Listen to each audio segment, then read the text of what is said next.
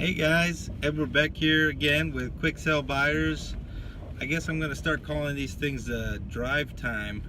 I'm stuck in traffic coming back from an appointment on the east side. I live on the west side, or the upper valley, whatever you want to call it.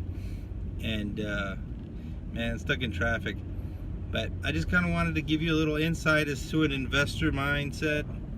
Today, the appointment I was at was a neighbor of a house that I own that I'm remodeling over here off of Traywood, and he asked me, he came over, saw the house was being remodeled on. Anytime a house is getting remodeled on, all the neighbors come out and see it. It's kind of funny.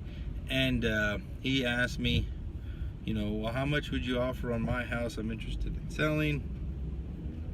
The house is too big for me, because it's a pretty nice neighborhood, big house he has. His house is actually bigger than mine, the one that I'm fixing to sell.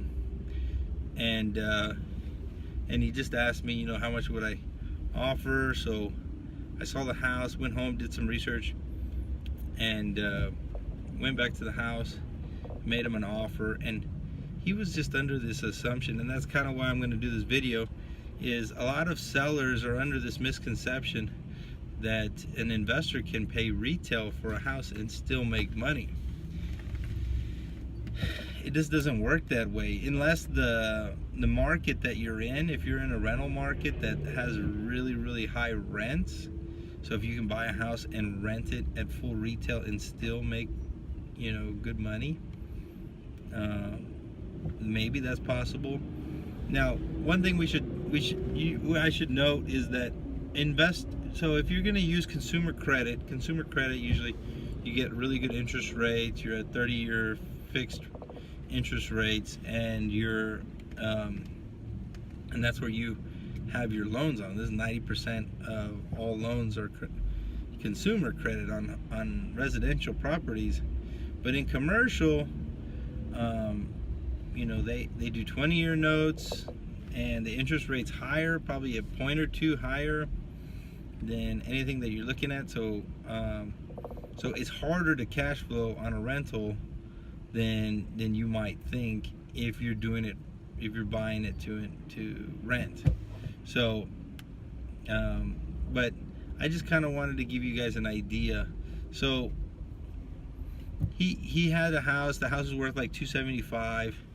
If he sold the house, fixed it and sold it because it was really outdated, and a house in that price range, you really have to remodel it nice. So $275 is the market value after repair value, and it needed probably about $25,000 in repairs. So if he sold it himself on the open market after paying realtors, closing costs, and repairs, he would net $225,000. And he didn't even want to sell it to me at that price, and I can't even buy it at that price, obviously, because I have to make money and I have an extra closing cost. And so when I was trying to explain that to him, it didn't compute. He just really couldn't understand it.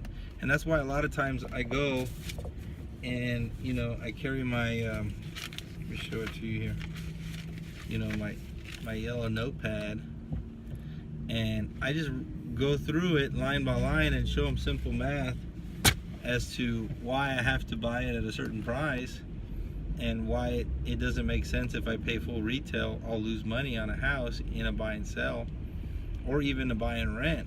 So just be careful, guys, and if you're looking at selling your house to an investor, just know they're not going to pay retail for your property. Okay, the only way you're going to get retail for a property is if you get a real estate agent, you put a sign in the front yard, and you wait for the open market to pay you full price.